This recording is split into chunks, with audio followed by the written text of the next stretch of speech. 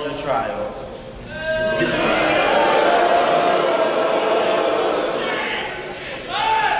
This follows years of Patriot Act extensions, the Trespass Bill, the taxpayer bailout of Wall Street, and new military entanglement.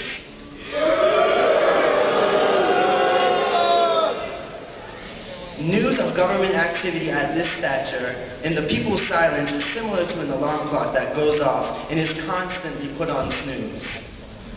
As you hear it more and don't wake immediately, you become desensitized to the sound and sleep through the alarm. Later waking up to realize that you have been asleep too long.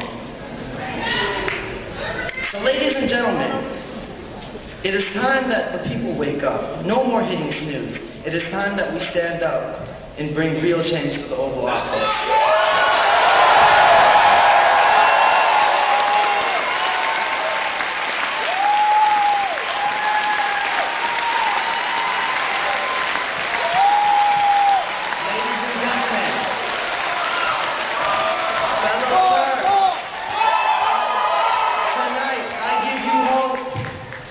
Tonight, I bring you a man that will create this change. A man that has not been bought out by Wall Street, the corporate tip.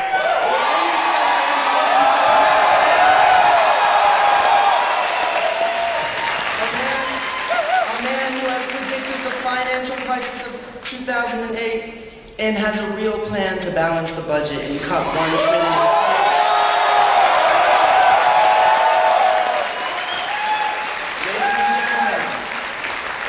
Tonight, I bring you a man that will restore America. Now! Tonight, I bring you Dr. Ron Paul, ladies and gentlemen.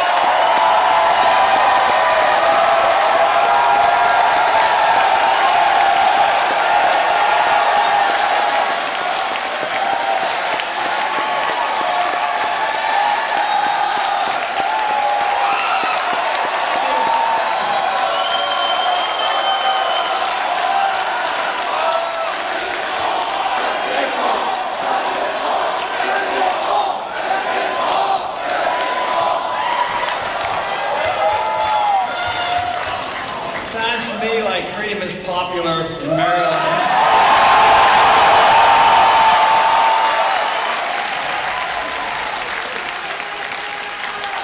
I want to thank Mo for that nice introduction and this very nice welcome. It's great. The support here was obvious. Other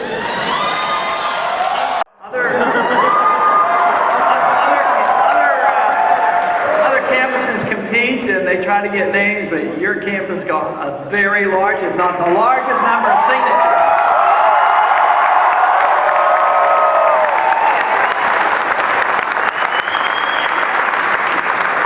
But also, not only is freedom popular, it sounds like the revolution has arrived at this campus.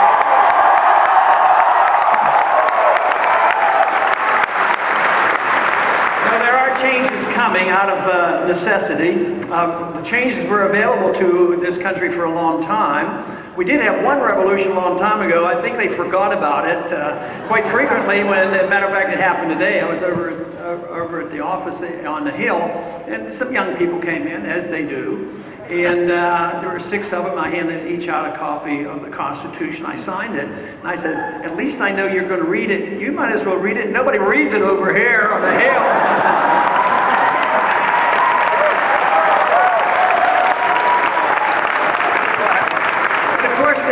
Everybody's supposed to be reading it now, and they're trying to sort it out over there at the Supreme Court. They're going to come up with a constitutional answer to how far they can go with mandates. You know, this whole mandate, the mandate's horrible, and they probably have stepped across the line, but when you think about it, what is government other than a big mandate? That's all they ever do is mandate everything that we do.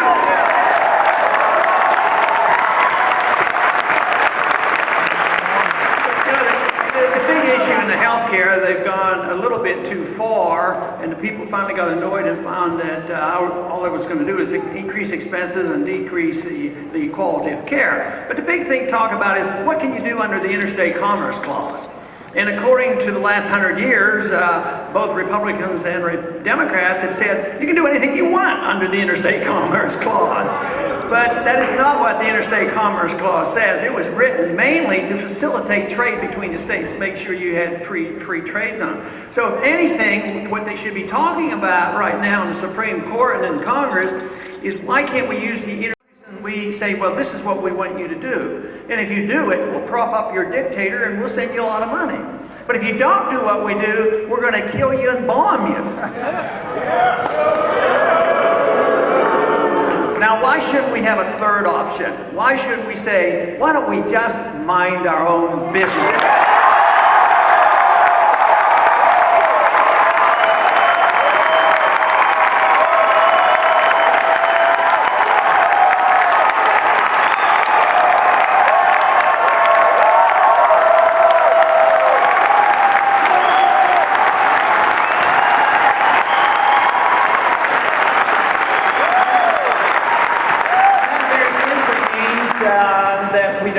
Nation building, we don't become the policemen of the world, but we don't become isolationists. They want to give us a bad term, say, oh, you people are just a bunch of isolationists. Guess who the isolationists are? The ones who are looking for war. They're the ones who put on the sanctions on the country that lead up to the war.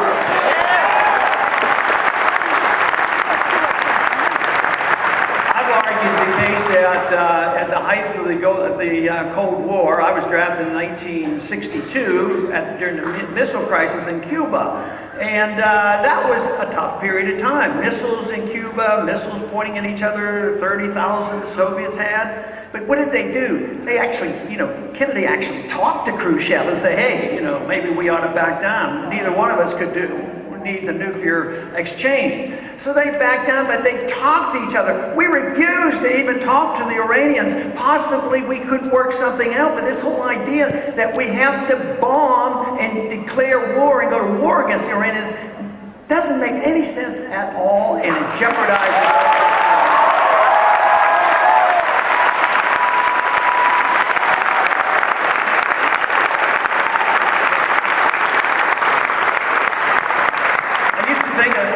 Mention a lot about this choice. One, we give them a lot of money. The other one, we send them bombs. But in Pakistan, actually, there's a third option that we've looked at. We are allies, so to speak, with the Pakistani government, and we give them a lot of money, billions of dollars. At the same time, we're dropping missiles and bombs on them continuously. So we do both to them. So it's time that we just look for this other option, and that is getting along with people in a lot different way. Just think of how much better things are with Vietnam. During the 60s, when I was in the service, we had the Vietnam War going on. What a tragedy. 60,000 Americans killed. The French had been there 10 years. We were there another 10 years. 1 million Vietnamese died. So we lose the war, we leave, and the reason we were there was to stop the domino effect of communism. Well, where are the communists now? It's a failed system. The Soviet system collapsed, the Chinese have become our bankers, and we trade with Vietnam.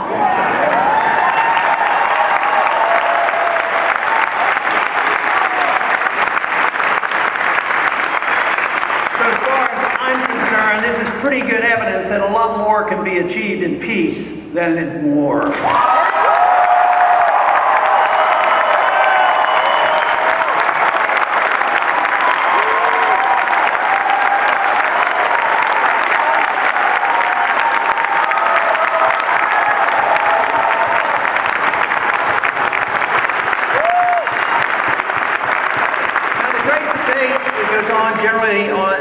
in Washington as it is in the medical care. What is the degree that the government should be involved? But in foreign policy, this is the same thing. There's a big debate going on. But if they don't change policy, they say, which country should we invade next? You know, and just pick and choose. But they endorse this whole concept of interventionism. But the whole idea of trying to write us off as being isolationists, I think it's time, now that the Cold War is over, don't you think it's about time we started trading with Cuba and traveling back and forth with Cuba?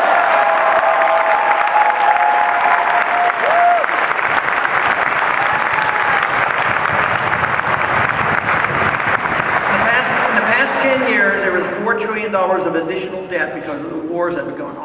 So not only is it a moral issue and a constitutional issue, it's obviously an economic issue. We didn't have to fight the Soviets. They collapsed because they had a failed economic system. But just think of what the difference would be in this country as far as prosperity and the wealth of the middle class and the ability to take care of sick people and education, all these things. What if we would have only had people in Washington, D.C. who actually had read the Constitution and followed the Constitution?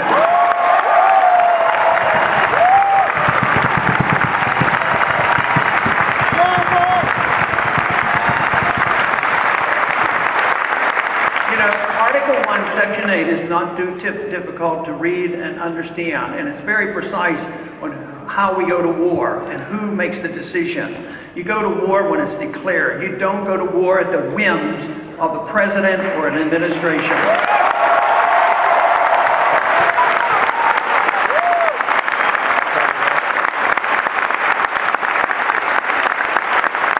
The war is declared, and that is by the people going through their representatives. But when the Secretary of Defense, Panetta, was asked the other day, where do you get this authority? You're getting ready, you know, you're in Libya and we're in all these countries. Where do you get this authority? He says, you get it from the international governments. You get it from the United Nations or NATO. That is the giving up of national sovereignty and deferring to even bigger government. We have enough problems worrying about how big the federal government is, intrusive in our state governments and our local governments. We don't need another level of government higher up in the United Nations and the IMF.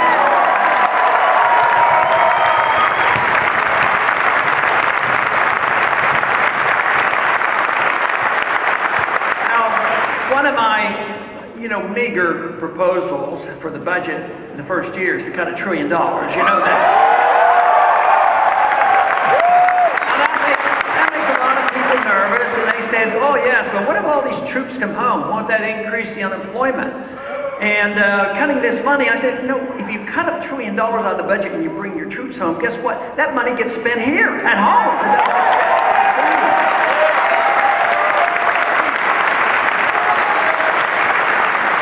One example to look at statistically is what happened after World War II.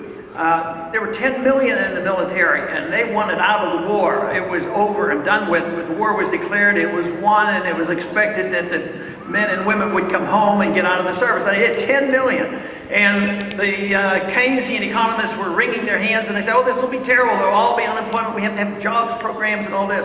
Well, they came home so quickly, they didn't have time to organize another jobs programs as they had going in the 30s. So guess what happened? The spending was cut by 60%. Taxes went down 30%, and all of a sudden the Depression ended.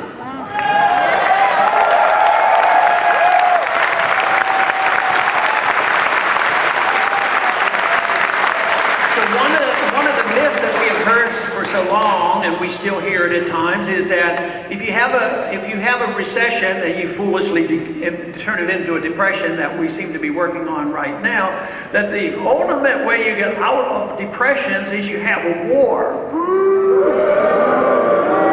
And their argument is, well, everybody's employed. Sure, everybody's employed, but they're getting shot at and they're getting killed. That's a heck of a way to cut down your unemployment rate.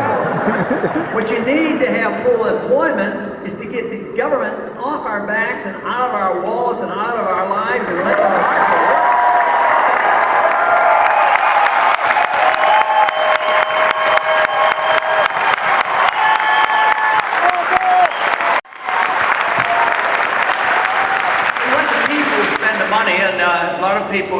when the upper half of the tax bracket say, well, you know, the lower half doesn't pay any taxes.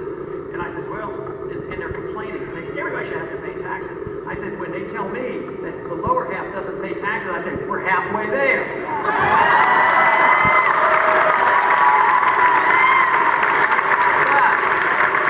But the poor, it is not fair to write it off and say, well, the poor don't pay taxes, all they do is live off the other taxpayers. Because they pay the payroll tax, which gets moved around under this current recession, but they pay inflation tax. Some people suffer a lot more from inflation than others. If you're in the middle class or low middle income and you don't go on welfare and you try to work and take care of yourself, or you're on a fixed income or receiving Social Security, guess what? The government tells you your standard of living isn't going down, but that is not true. Your standard of living is going down because you're paying the tax which comes through the printing of money for financing all these debts.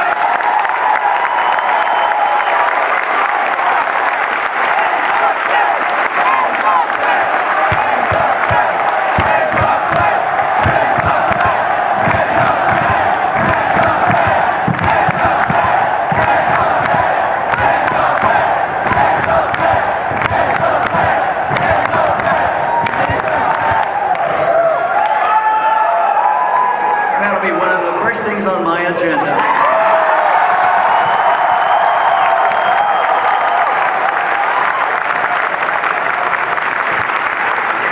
Yeah, we have a ways to go, but there has been some pretty good achievements. You know, in this campaign, and to a degree in the last campaign, we've actually had the people thinking about and talking about and understanding a lot better about the Federal Reserve System. After 100 years, now the Fed is being exposed. And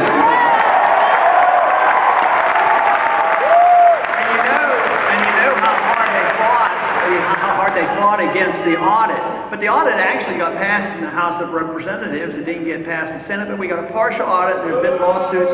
So we know more about the Fed now than we ever have before.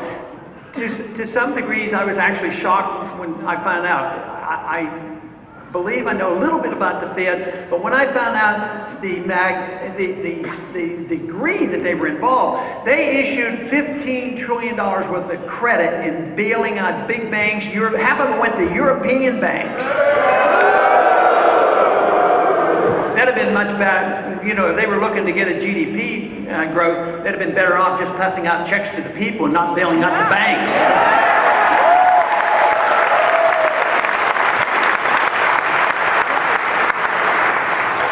The Federal Reserve is a facilitator. It facilitates the growth of big government. They brag that we are the lender of last resort. We're to maintain the value of the currency, and we are to maintain low unemployment. Well, they've been not doing too great a job. The unemployment rate, when you measure everybody, and free market economists say it's 22%, and a lot of people actually believe that, so it's much higher than they tell us. Inflation rates are higher than they tell us. They say it's 2%, and everybody knows they're much higher. But the Federal Reserve has been around since, 1913, 100 years. They've destroyed 97, 98% of the value of the $1913. I would say we give them an F for that.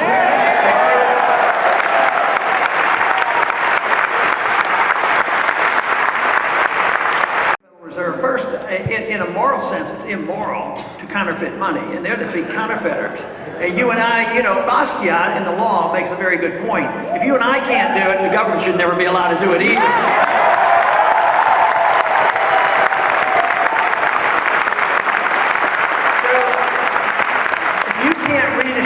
Wealth by using your neighbor's money against their wishes, the government shouldn't be able to do that either.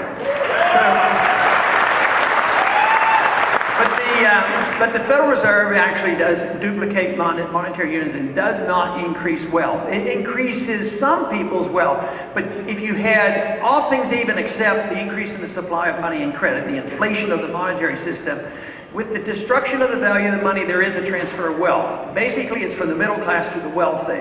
It's the people who get to use the money first, the large corporations, the banks, the governments, the bureaucrats, and foreign receivers of our money. They benefit the most. The people who get to use it last are the people in the middle class because they get the higher prices. So it's a very unfair system. Economically, it's a disaster because they are responsible for the business cycle. They create artificially low interest rates. They pump money into certain areas, and it's amplified by the Congress. Housing bubble is the best example of this. Excessive credit, people thinking there is a lot of savings, they build too many houses, and then we have these programs that said you must give loans to people who don't qualify, and boy, it looks like it's a golden dream because they give people houses that wouldn't have qualified otherwise, then the value of the house goes up, and they borrow against it. It looks like a cash cow. Yeah, until somebody recognizes, as many economists have, and something I had talked about, and that is, it leads to a bubble. Bubbles don't last. Bubbles burst, and then you suffer the consequences, and that is what happens.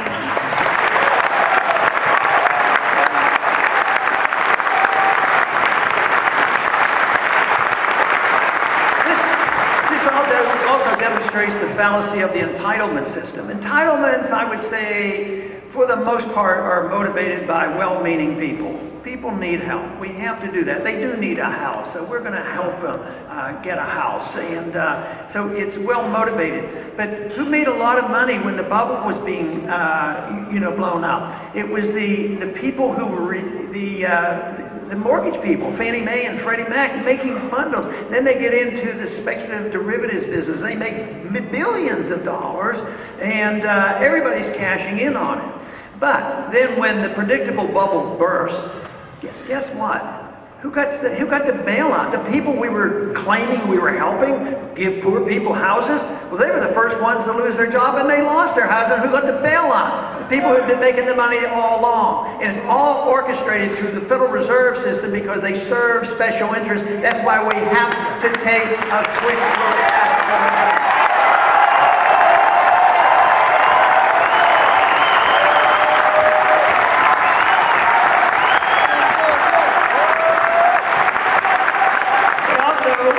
Defender of liberty, you want small government, because the more power a government has, the less liberty we have. So if there is a lender of last resort and we don't tax for all that we spend and we don't borrow enough, we print the money, that means if you're spending too much money for war and the Fed monetizes that debt, this facilitates entitlement system, the welfare system, as well as the welfare warfare state. It wouldn't happen without the Federal Reserve. This is why the founders were absolutely adamant about the monetary system. They say, don't print money. You can't use it. The states can use only gold and silver as legal tender because they didn't want to replace it.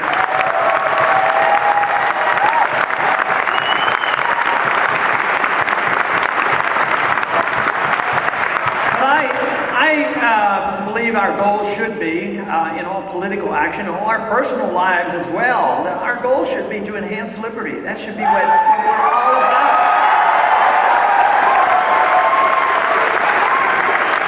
But the tragedy is that's not what's happening. Today it's been turned over to the lobbyists. The lobbyists are now in the business of redistributing the wealth, but the wealth is shrinking. There's a pie that's getting smaller and smaller, and every group is getting more aggressive. How are we going to get this money? How are we going to get this money? At the same time, we're producing less. We have less jobs in this country. We had 30 million new people come, in this country in the last 10 years. We've had no significant new jobs. Manufacturing, 56,000, business jobs, manufacturing businesses, not just jobs, went overseas. So this cannot be maintained. We are reaching a point where something has to give. It'll be financial, it'll be monetary, it's going to be inflationary, it's going to be the American people sick and tired of the attack on our personal liberties and invasion of our privacy. But this will end because it can't continue. If the world can keep taking our dollars and financing this debt as they are currently doing, theoretically then none of us would ever have to work again because we'll just print the money. Everybody knows that won't work, but so far it is doing it. Last year there was a record. There's some years where the Federal Reserve buys just a small amount of debt. Last year, because foreigners weren't buying so much, the Federal Reserve had to buy 61% of our debt. And they're still, by doing that, they've been able to keep the interest rates artificially low. and thinking that they can get these bubbles forming again, but they cannot. So it is going to be something that your generation, this generation, has to meet up with. I've often said, but I don't say it anymore, that we can't run up these debts because we're passing them on to the next generation. That is not true. We pass them on to this generation, and we have to face the fact that this debt is overwhelming, and we have to shrink the size of government and cut the spending. The easiest place to cut the spending should be the foreign welfare. All the spending, the foreign aid, and all the war. We should be able to come together. And I can't give you too much encouragement to say, well, the typical conservative Republican is going to do the job, because they like that overseas spending. So it has to be a coalition of those on the right who believe in limited spending and are willing to cut the military spending, as well as people from the left. Bring people together and get together and change this foreign policy and change the spending overseas. But if we don't do that, of course, these conditions are going to get much, much worse. And but we have to look at the policies overall. The policy of non-intervention, minding our own business, being friends with people and trading with people, is so much better than trying to domineer the world.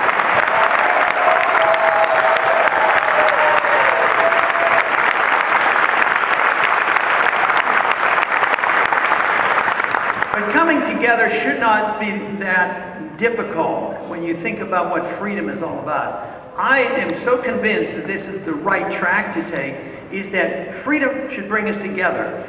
People have diverse lifestyles and they spend their money differently. But if you understand freedom and understand where this comes from, it comes in a natural or a God-given way that we get our lives and our liberties, not from our government. And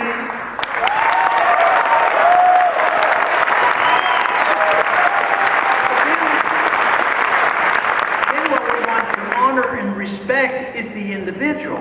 That is freedom, because it's your life. You own your own life, and therefore you should own what you earn. You know, if you have right to your life and your liberty, you ought to have the right to keep the fruits of your labor.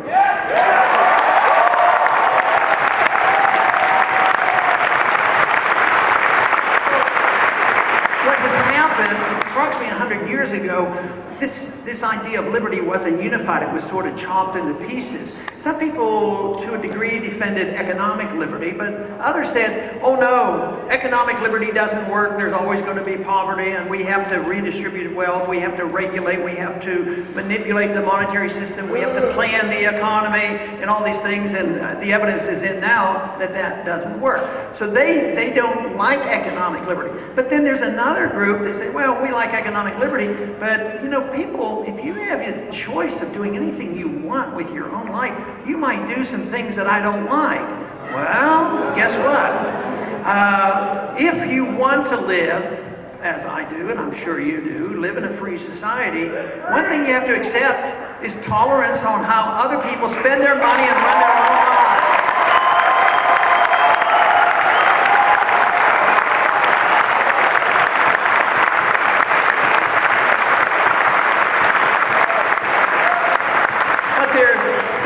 There's another little thing you have to accept, that this is true. We have a right to our life. We run our lives as we see fit. But if we make mistakes, guess what? You have to assume responsibility for your mistakes. The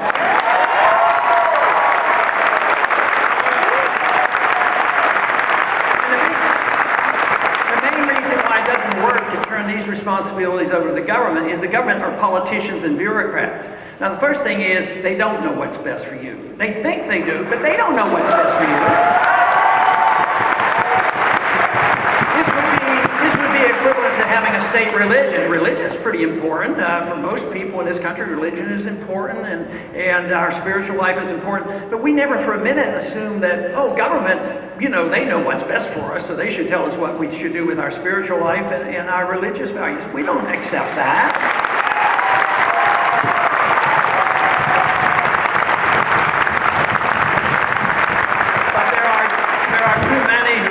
control the way you spend your money, and too many how to control your lifestyle. So this is the reason this should bring us all together, not so much on how we use our freedoms, but we should all come together because we want our freedoms and we want to use them as we so choose.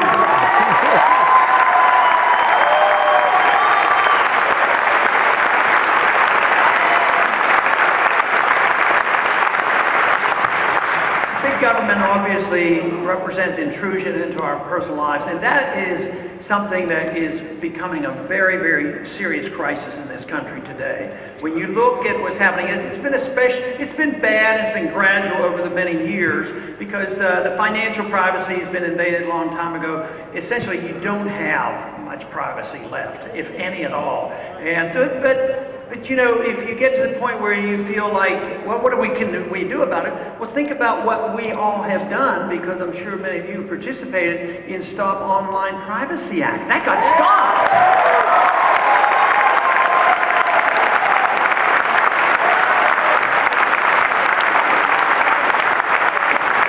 So when the people get the message to Washington, they have to be aroused enough to do it, like auditing the Fed. I mean, we've gotten the people to respond. The politicians are there not because they have strong beliefs in anything, to tell you the truth, rather than staying in office. So what they need to know is what you want from them in order for them to stay in office. If not, they need to leave that office.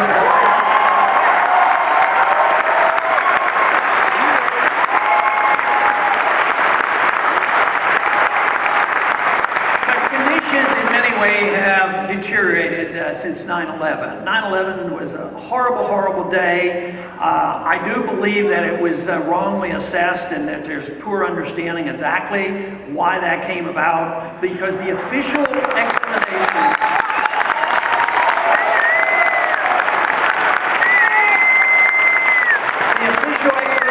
is that foreigners came here because they were religious radicals, and they attacked us because we were free and prosperous. I don't buy that. I don't buy into that.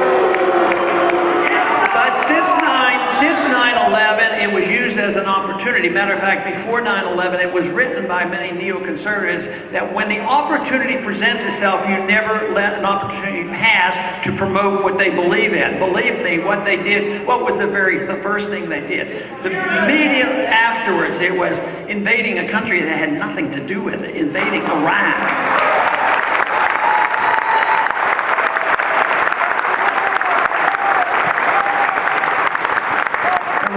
Weapons of mass destruction, the Al-Qaeda there, and none of that was true. And just think of the loss of life and the money cost and all this going on. Guess what? The Al-Qaeda is there now. So it's a failed policy. But when you look at the country, then now we hear stories, and probably pretty good evidence, who financed it, and also 15 out of the 19 came from there, and they also have radical government there that we prop up. That's Saudi Arabia. You know, that is completely, they're protected at the same time because somebody in Iraq decides that they might want to use something other than the dollar and they won't do our bidding. They have to be disposed of. So this 9/11 was just used as the excuse. The other thing that happened after that, within days, there was a bill brought back up because it had been floating around, and that was called, it was misnamed, of course, it was called the Patriot Act. So along with the Federal Reserve, we'll be repealing the Patriot Act as well.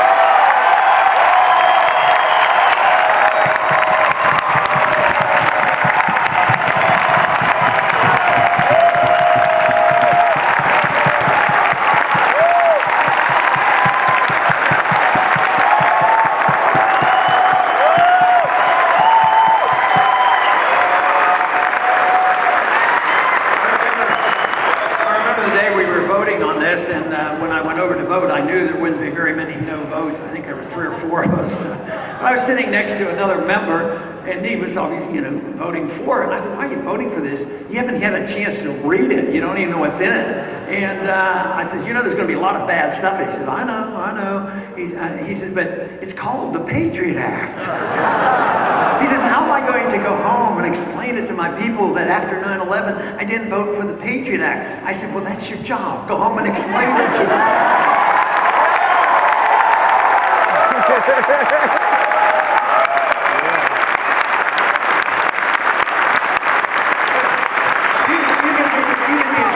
If you hear the name of a bill in Congress, the bill is going to do exactly opposite of what it said.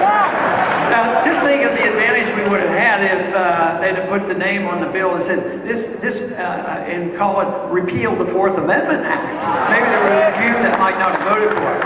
So when we introduced the legislation to get rid of the Patriot Act, we won't call it repeal the Patriot Act, we'll call it restore the Fourth Amendment Act.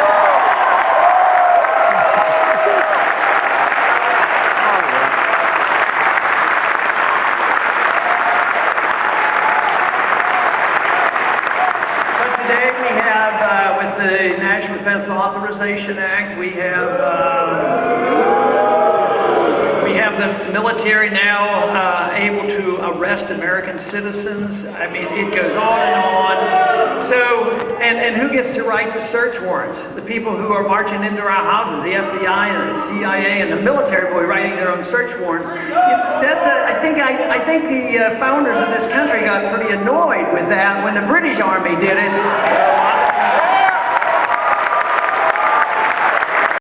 From the principles that we've held dear, we know now as a nation that will torture, has tortured, probably still torturing it, that we assassinate American citizens. Don't try. I mean, this is not what America is supposed to be about. When we recover and restore the republic, there will be a president that will not assassinate American citizens.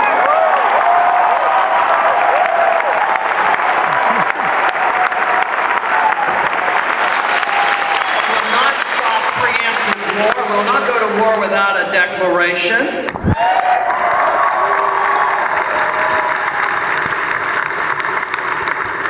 respect to the principle that is as old as 1215, that is the writ of habeas corpus. Right now, we're working on that.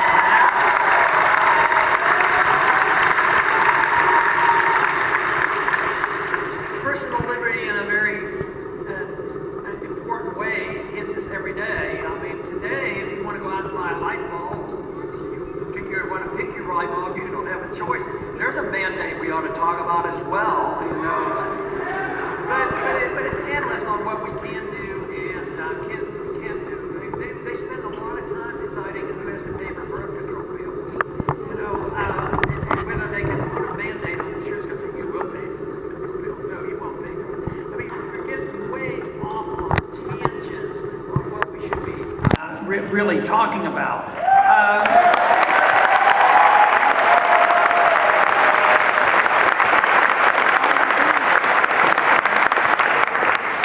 But today, if you want to buy raw milk, you might not be able to. The federal government puts prohibitions on you deciding to drink your own raw milk. So that is the nanny state that we do not need. We don't need any more nanny states.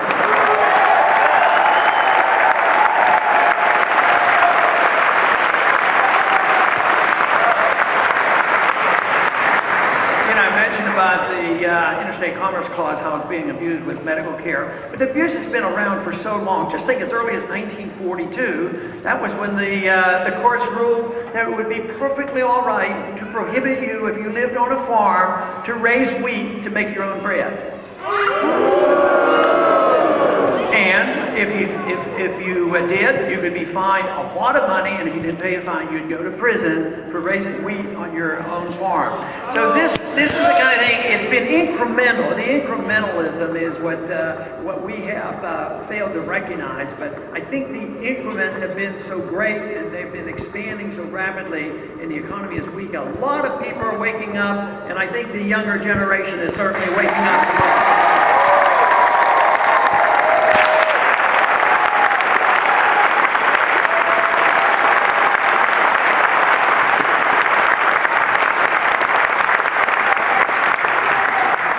And of course, there was a court case in 2005 that dealt with the Interstate Commerce Clause, and it had to do with some states believing that an American citizen should have the right by their state laws, if they wanted, for medical reasons, to grow their own marijuana and use it. They thought that would be reasonable. But the federal...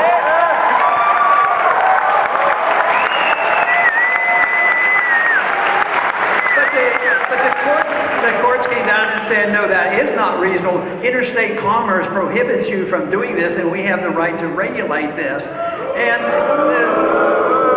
but, you know, in a free society, as much as I detest the use of drugs, especially prescription drugs, they are so dangerous, so often.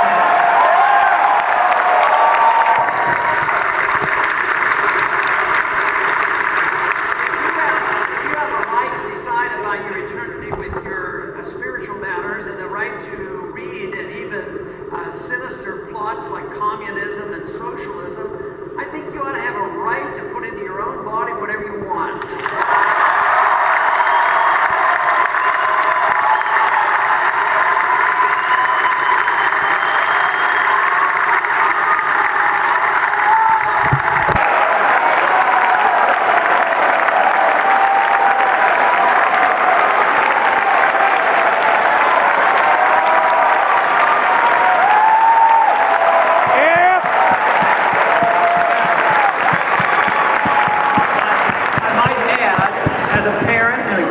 As a physician, do it with a great deal of caution. In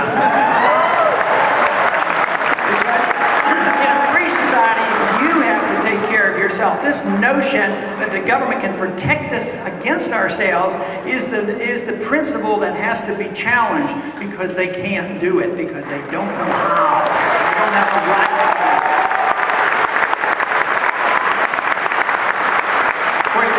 Is a free society is far from a perfect society. You make a mistake, you suffer the consequences. But when the politician makes a mistake, everybody suffers. And that's where the real problem comes, because quite frankly, the people that I have met and the people that I know pass most of these laws aren't smart enough to tell you how you should spend your money.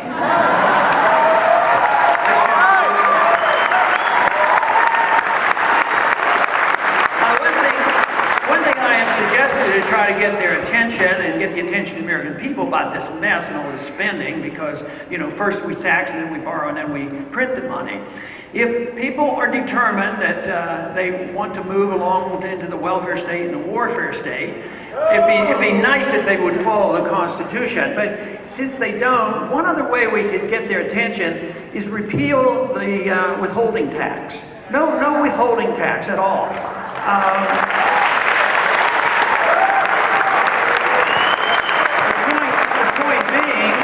That, you know, we should be, as employers, we should be forced to be the tax collector. We shouldn't be forced to testify against ourselves. There's a lot of good reasons not to have that happen. But if you didn't change anything else except this and said, okay, every one of us has to send a check to the government to pay all the bills that are due every single month, believe me, this thing would come crashing down real fast. It wouldn't happen.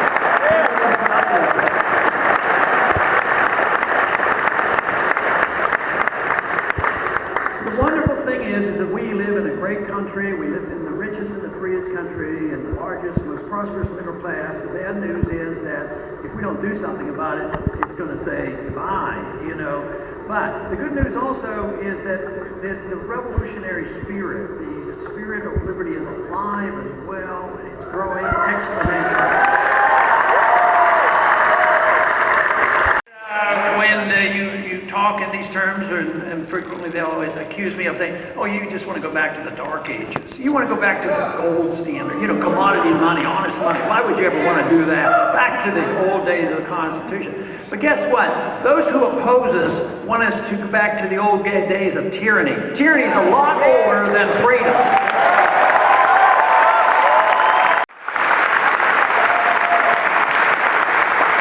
So it should should not be difficult when the bankruptcy comes, and we're in the midst of it now, to make a wise choice. And that's what we're in the midst of doing, making the choice. Do we want to accept this whole idea that we need more government? Yesterday we had a committee hearing, you know, on the Federal Reserve, and I said, just how can you solve the problem of debt with more debt? And they believe they can. Keynesian liberal economics believe that when you're in trouble like this, you, the people, should spend money. We're in trouble because you won't spend money. I said, yeah, but what if they don't have a job and they maxed out on their credit cards? How are they going to spend money? Well, then we spend the money. The government's supposed to spend the money. If you don't have it, you print the money. They believe that. They believe that as sincerely as I believe in the free market and sound money.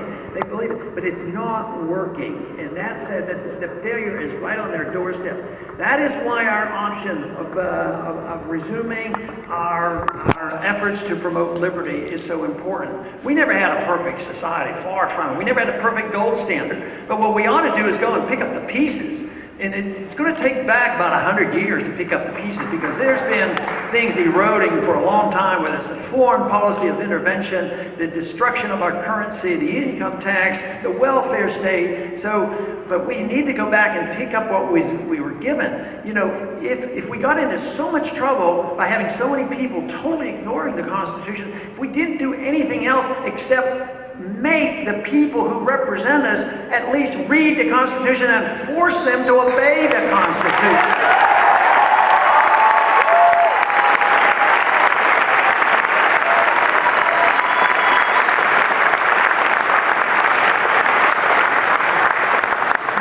Benjamin Franklin said, those who expect to reap the benefits of liberty must, like men, undergo the fatigue of supporting it. It's going to take a little bit of fatigue. But I don't like to use the word sacrifice. I don't believe that you have to sacrifice. I mean, there could be some tough times for some people, but if we wouldn't have bailed out, the banks would have had a tough time, and they'd have had depression instead of the people. If we get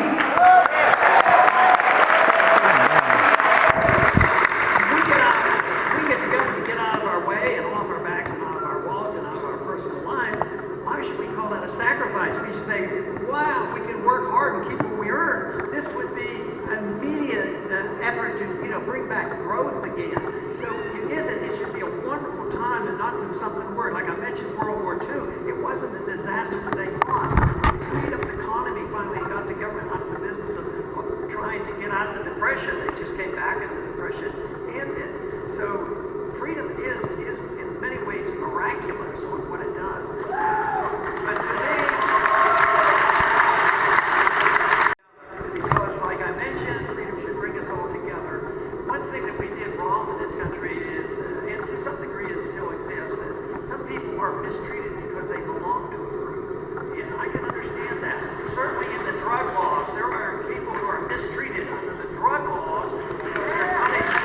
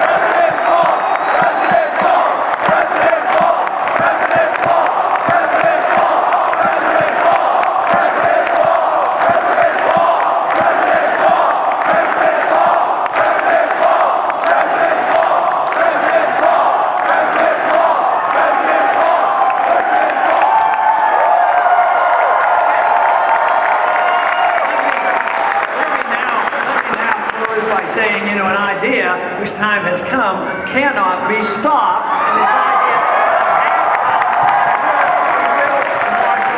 sometimes they can interfere and slow us up and deal with candidates, but ideas are different. And that is what's happening. That is what I see, and I'm experiencing, and I'm seeing it across the country.